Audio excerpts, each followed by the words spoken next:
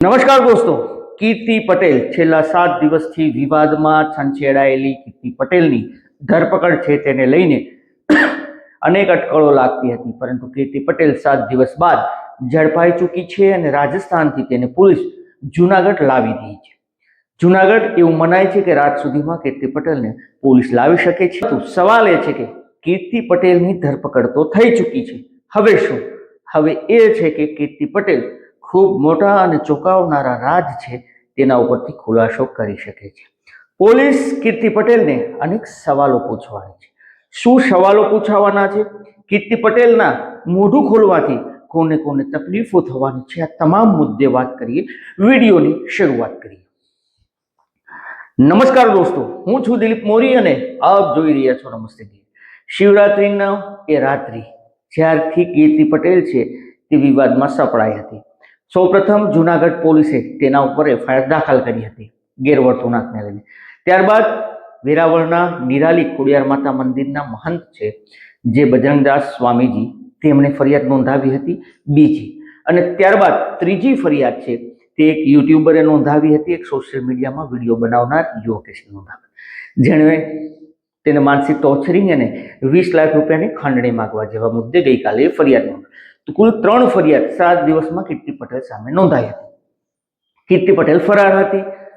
આખરે પોલીસે અલગ અલગ ટીમો રવાના કરી હતી અને આખરે પોલીસને બાતમી મળે છે કે કીર્તિ પટેલ ગુજરાતમાં નહીં પરંતુ ગુજરાતની બીજે પાર, મતલબ કે રાજસ્થાનની અંદર છે. પોલીસ ત્યાં પહોંચે છે અને આજે રાજસ્થાનથી કીર્તિ પટેલને દબોચી લેવામાં આવે છે. એવી પણ ચર્ચાઓ છે કે કીર્તિ પટેલ જેસલમેર ખૂબ જતી હોય છે. જેસલમેરના તેના વિડીયોમાં પણ ઉલ્લેખ કરતો હતો. શાયદ પોલીસ આ મુદ્દે ખુલાસા કરી શકે છે કે કીર્તિ પટેલ રાજસ્થાનના જેસલમેરથી ઝડપાઈ શકે છે, કારણ કે હવે તો પોલીસ ખુલાસો કરશે કે આખરે રાજસ્થાનના કયા લોકેશન ઉપરથી તેને પકડવામાં આવી છે અને કઈ રીતે ત્યાં પોલીસ પહોંચી હતી. પરંતુ સૌથી મોટો સવાલ એ છે કે કીર્તિ પટેલ પકડાઈ ગઈ ચૂકી છે, તો હવે શું?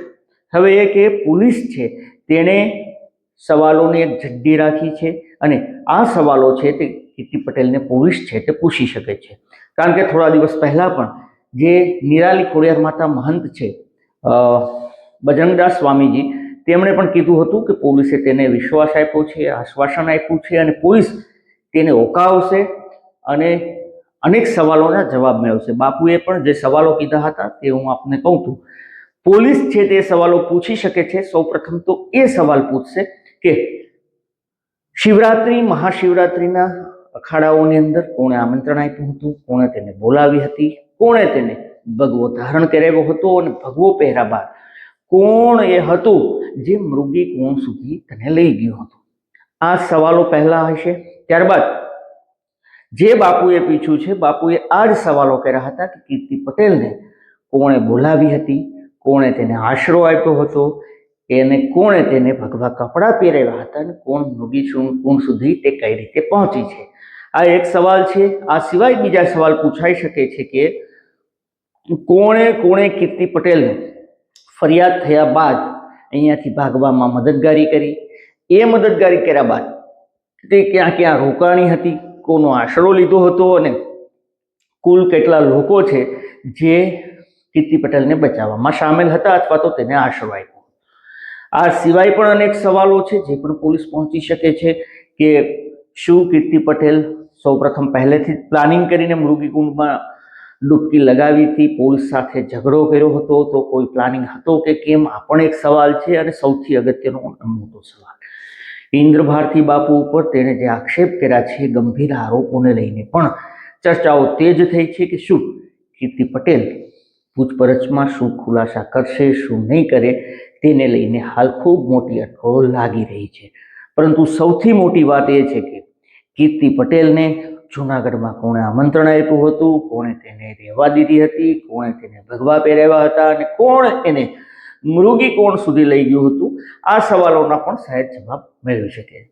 આનાથી પણ સૌથી અગત્યની બાબત એ છે કે ગઈકાલે જે યુવાન છે જેણે પોતાના લાઈવની અંદર ફિનાઇલ પીધું હતું અને તે યુટ્યુબરે એવું કીધું હતું કે કીર્તિ પટેલ, તેની બહેનપણી દિવ્યા અને અન્ય વ્યક્તિ તેને ટોર્ચરિંગ કરે છે, તેણે કીર્તિ પટેલની અગેન્સ્ટમાં વિડીયો બનાવ્યો હતો અને તેને લઈને કીર્તિ પટેલના વ્યૂઝ ઘટ્યા છે અને કીર્તિ પટેલે તેમની પાસે 5 લાખ 20 લાખ રૂપિયાની માગણી કરી હતી અને તે માનસિક ત્રાસથી કંટાળીને ઝેર ગટગટાવ્યું છે, ફિનાઇલ ગટગટાવ્યું છે તેવું તેનું કહેવું હતું. આવી એક ફરિયાદ દાખલ કીર્તિ પટેલ, દિવ્યા તેની બહેનપણી અને અન્ય 3 લોકો મળીને કુલ 5 લોકો સામે થઈ છે. તો પોલીસ આ મુદ્દે પણ પૂછપરછ કરી શકે છે કે યુવાનને કોણે ફોન કર્યા હતા, શું પૂરો મામલો હતો, કેમ ફોન કર્યા હતા, શું તેની પાસે ખંડણીના 20 લાખ રૂપિયા માંગવામાં આવ્યા હતા કે કેમ, આ પણ પોલીસ છે તે સવાલો કરી શકે છે. સૌથી અગત્યની બાબત એ છે કે જ્યારથી કીર્તિ પટેલનો શિવરાત્રી વિવાદ સર્જાયો છે ત્યારથી તેણે ઇન્દ્ર ભારતી બાપુને પણ ટાર્ગેટ કરવાનું નહોતી ચૂકી. ઇન્દ્ર ભારતી બાપુ ઉપર તેણે ખૂબ મોટા અને ગંભીર આરોપ લગાવ્યા હતા, પરંતુ તેનો એ પણ કહેવું હતું કે તે ઇન્દ્ર ભારતી બાપુને લઈને 9 વાગે લાઈવમાં ખુલાસો કરશે, પરંતુ એ લાઈવ ન થયું. તેણે બીજા દિવસે ફરી એક વખત વિડીયો બનાવ્યો અને તેમાં કીધું હતું કે તેના ગુરુએ તેને રોકી છે, પરંતુ ફરી એક વખત કીર્તિ પટેલ છે તેનો એક વિડીયો આવે છે અને ફરી એક વખત બાપુ ઉપર ગંભીર સવાલો ઉઠાવે છે. તો આ મુદ્દે આપનું શું કહેવું છે, આપનું શું માનવું છે, આપ અમને જરૂરથી કમેન્ટ કરીને જણાવો. અમારો હેતુ કોઈને નુકસાન પહોંચાડવાનો કે બદનામ કરવાનો નહીં, આપને સચેત અને જાગૃત કરવાનું છે કે આપ પણ સાવધાન રહો, સલામત રહો, સતર્ક રહો, જોતા રહો નમસ્તે ગીત. ધન્યવાદ.